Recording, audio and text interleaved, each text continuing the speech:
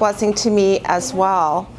I always feel so welcome here, and I appreciate you having me to share this time of year, which is special to all of us, and a reminder to all of us to pray for peace in this world and to just be kinder to each other. And if we could just keep that spirit throughout the year, wouldn't that be wonderful? It was lovely this morning being a part of your service. As a cradle Christian, I know all the songs and I enjoy all of them and have wonderful memories of my childhood. So thank you for allowing me to be a part of your service this morning. We just finished Hanukkah last week. Last Monday was the last night of Hanukkah. And Hanukkah changes every year, and this sounds elementary, but I'm going to say it because some people don't know this. Hanukkah, the time of Hanukkah changes every year because we follow the Hebrew calendar, not the Gregorian calendar. And so it changes on the Gregorian calendar every year, but every year it's on the same day. And that's the 25th of Kislev, which is the last month of the Hebrew calendar. And there's no mystery to the fact that Christmas is celebrated on the last month of the Gregorian calendar on the 25th day, because the Jews adopted that day from pagan holidays, and because it was an easy transition for people to feel comfortable celebrating on that day. And the day was picked to celebrate Christmas for the same reason. Sometimes change is difficult, and so when we have something that we feel familiar with, it's easier. Because we all know that Christ wasn't actually born on December 25th, and we all know that this particular miracle that I'm going to talk about didn't really happen on the 25th of Kislev. But it's a way for us to celebrate during the darkest time of the year. December 25th comes at a time of year when the days are short and the dark is long, and we're longing for a little bit of light in the universe. And that's a recurring theme in many, many faiths. And that's the theme of Hanukkah. Now, really, I hate to break anybody's illusions, but Hanukkah is a very minor holiday in Judaism. I mean, we're talking really minor. The reason a lot of people believe that it has become the observance that it is because of the time of year that it's at. And frankly, little Jewish children felt lonely during Christmas time, and it was a way to celebrate. Partially that's true. In the United States, that's what's happened. It's become commercialized and big. As a mother of Jewish children, I appreciate the fact that we do have something during this time when everyone else has the fun dresses and the cute things to do. Not that in any way I'm diminishing those practices. What I'm saying is that it is hard for children that don't have something that they can associate with. So that's a lovely thing. But I choose to think of the growth in the observance of Hanukkah as really the miracle of Hanukkah. Because as 1.6% of the population of the world, the fact that Jews have one holiday that everyone recognizes is pretty cool. And that the message of bringing that light in the darkness can come out and be shared at this time of year when we're all supposed to be thinking of that. I think that's miraculous. Now, as a minor holiday, it's really one of the Jewish holidays that has a basis in history. The actual historical event on which Hanukkah is based was real. It's documented not only by Jewish scholars and through the Torah, but let me back up. It's not actually in the Torah. It's in the rabbinical writings about the Torah. But we can trace this as an actual historical event, and other sources beyond Israeli and Hebraic sources have documented it as a real thing. So in 167 BCE, the temple was desecrated by the Greeks, and the king Antiochus outlawed Judaism and said, you can't practice your faith. He put a statue of Zeus in the courtyards in front of the temple and said, you've got to pray to Zeus, and we're going to desecrate your temple by bringing livestock in, and they took down all of the sacred texts, and they outlawed the practice of Judaism. Unfortunately, this has been repeated historically numerous times. But this was a big one. And one of the priests in the temple had a son, Mattathias, and he formed a small army called the Maccabees. And they hid in the hills above Jerusalem, and for 7 years fought a guerrilla war, pretty much, until they finally drove the Greeks out of the temple. And the practice of Hanukkah is the rededication of the temple. Hanukkah means dedication. Now, the one part, and I hate to bust everybody's bubble here, that isn't probably true, is the whole idea about the oil lasting for 8 days. Okay, I'm sorry. Sorry. That was disappointing for me too when I first heard that.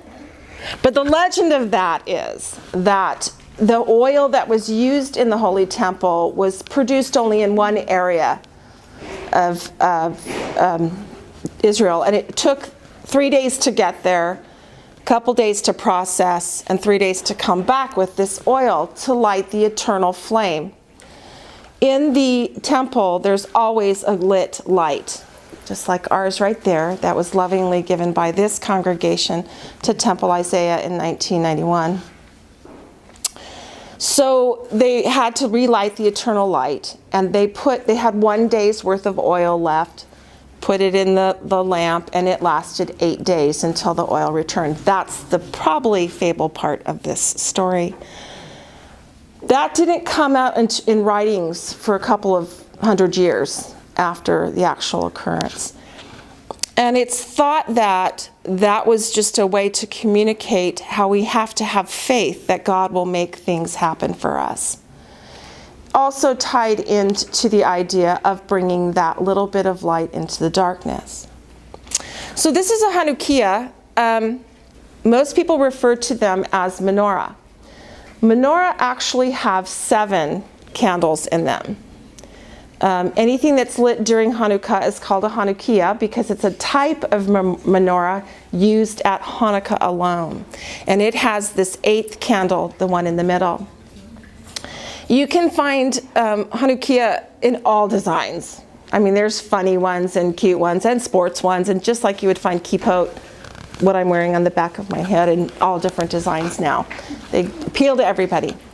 This is a more traditional one, and this is actually a kosher one. And what kosher means, also some people misunderstand that kosher means it's blessed by a rabbi. Kosher has nothing to do with being blessed by a rabbi.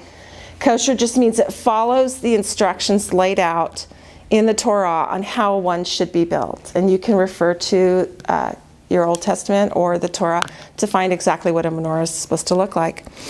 And that's that all of the 8 candles are even with each other. And this candle, which we call the shamash, or that's the candle that's the lighter, the one that's lit, to light the others, is a little raised.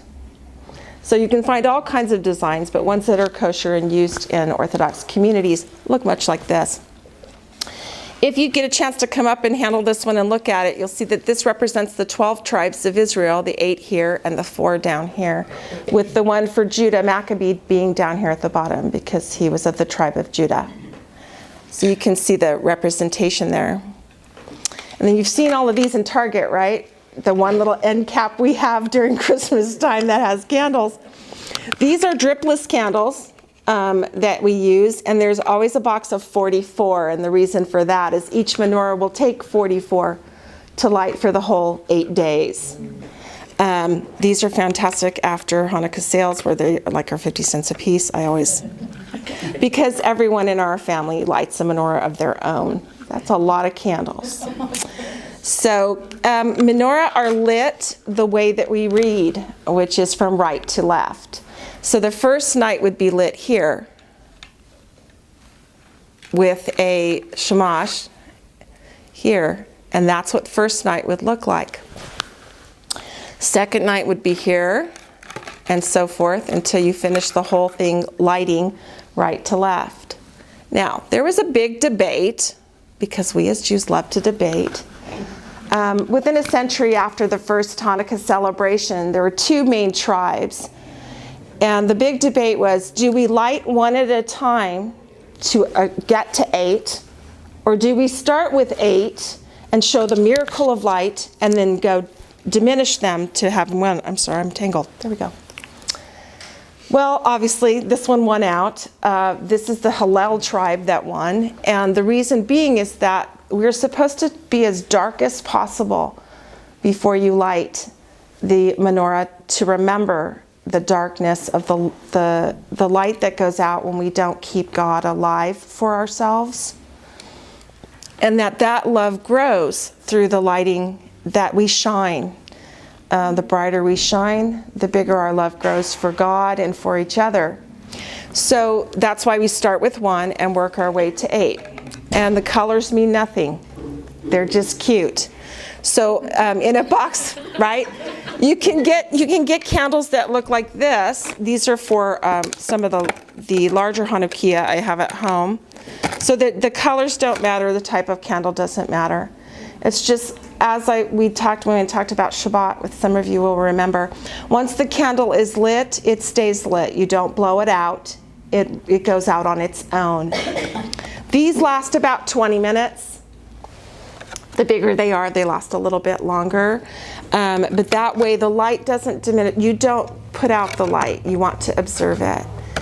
And depending on the level of observance of someone's home, most choose to light a Chanukah by a window because you want to make sure that you show people that this is the light of God and that you're observing this. Oh gosh, I hesitate to say that. It's been harder of late to put things at our windows.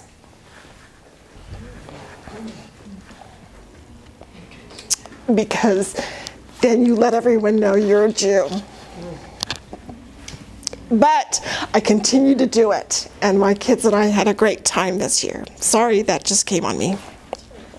Okay, now we talk about oil. So yes, I brought donuts today. The two most popular things that we eat during Chanukah are latke, and I wish I could have made latke this morning. It's a huge endeavor, and it's very smelly because the oil does get very hot, and lots of people have a problem with the intense oil smell. And I wanted to keep them nice and warm and knew I would be here for the service. So I went for the donuts instead. And the donuts are called sufganiot, and it's actually just a traditional jelly donut. But really, anything that is fried because of the oil connection. So this is one of my husband Jeff's favorite holidays because he thinks onion rings applies. So frying, truly, it's all about the oil. So anything that is deep fried, but the two most traditional things that you will see worldwide are sufganiot and latke. And latke, it's a huge debate. It's a competition on who makes their latkes better and what kind of latke is the best. And there are people like my mother-in-law, God love her, who shreds those potatoes and does the whole mixing thing, and yeah, God bless her. And then there are people like me who go to Trader Joe's and the latke in the freezer section. So if you ever want to taste the best latke, as far as I'm concerned, is the freezer section of Trader Joe's. They call them potato pancakes. Go for it. There's also, don't tell her I told you that. There's also mixes that you can buy that you mix them up, and those are pretty good too, but it is pretty labor intensive. Again, all about the oil. Okay, I want to make sure I've covered everything, and we can. Oh, I don't know. Is anyone interested in hearing the blessings for the candles? Yeah. Okay. I can say them in English so that you, or whatever you prefer. I can also translate after I do them. Because I'm actually not going to light, I'm just going to say the blessings for you. So what we do is on the first night, there are 3 blessings. We're blessed, well, let me just read them to you. This is also kind of cool. I mean, I know them by heart, but there are people who don't. And so they have plates that you can put your Chanukah on that have the blessings on them. So if you have someone in your home that doesn't know the blessings or just wants to read the English transliteration, it's on there. So the first one says, "Blessed are you, God our Lord, King of the world, who sanctified us by his commandments and commanded us to kindle the Chanukah light." That is the same blessing we say on Shabbat every week. We just substitute Hanukkah for Shabbat because we light 2 Shabbat candles every Friday. The next blessing is, "Blessed are you, God our Lord, King of the world, who performed miracles for our ancestors in those days and at this time." And then traditionally, some people say on the first night, this last blessing. My family says it every night. This is called the Shekianu, and we talked about this, some of us, in our last class. This is a blessing that's said at any special occasion, any type of time where you want to just give thanks. And it says, "Blessed are you, God our Lord, King of the world, who kept us alive, sustained us, and brought us to this occasion." And that's one of the closest, the dearest to my heart prayers in Judaism, because we just need to be full of praise that God just basically lets us get up every morning and be alive. And I think that's wonderful. So that's the Shekianu. So the first 2 are said as you're lighting candles. And on the first night, the last one is said. Again, I say that all the time because that's a beautiful one. So those are the blessings of that. Okay, we talked about oil. The dreidel. How many people learned dreidel, dreidel, dreidel when they were in school? Didn't we all? Actually, not a song sung very often, but it's one that's cool that gets it out there that people understand some of the tradition. The dreidel was actually adopted from a German practice, and excuse my ignorance, I don't know the name, what they call it, around the same time, and I mean Germanic, meaning that area of the world.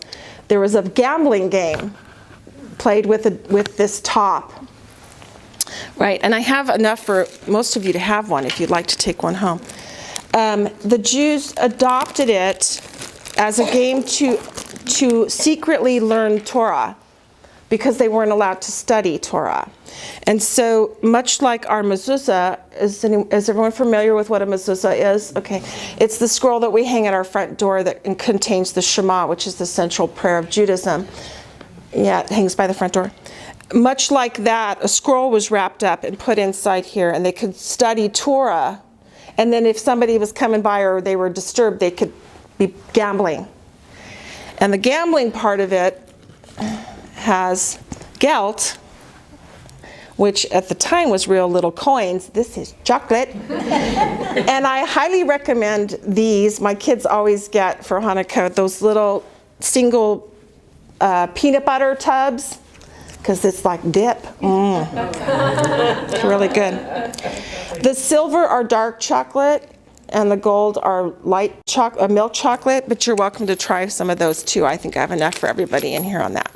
So on the dreidel are 4 Hebrew letters, a Nun, Gimel, Hey, and Shin, which stands for Nes Gadol Shai Hashem, and that it means a great mystery happened there. A great mystery happened there.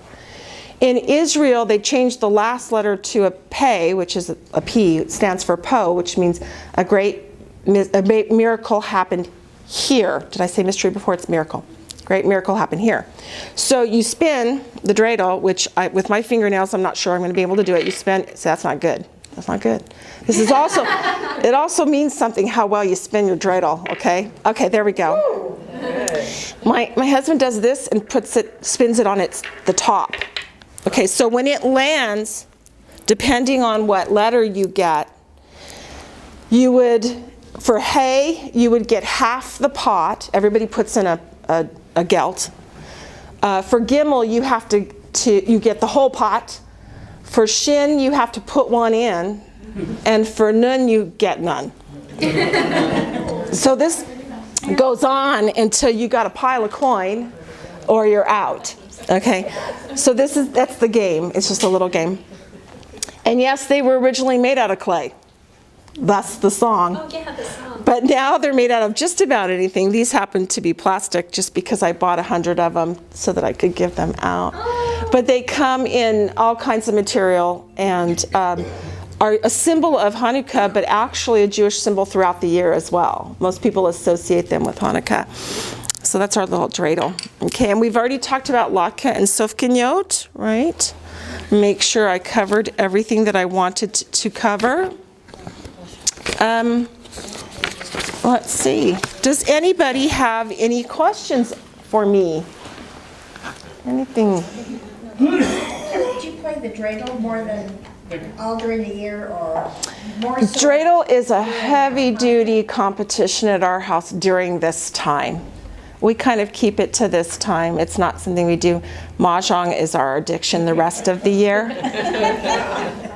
Pretty much a Mahjong family. We all of us play almost every day, almost every night. Mm-hmm. After the 8 nights, is there anything other tradition you follow through the? No, the 8 nights it's done. Oh, gifts. Though, thank you for, I don't know why that spurred my gift thought. Until probably 40 years ago, the only gift you got at Hanukkah was gelt. You got chocolate coins. Okay. The gelt. It's, well, you get that too. Yeah. Gelt was the only gift that was usually traditionally given. We do 8 small gifts.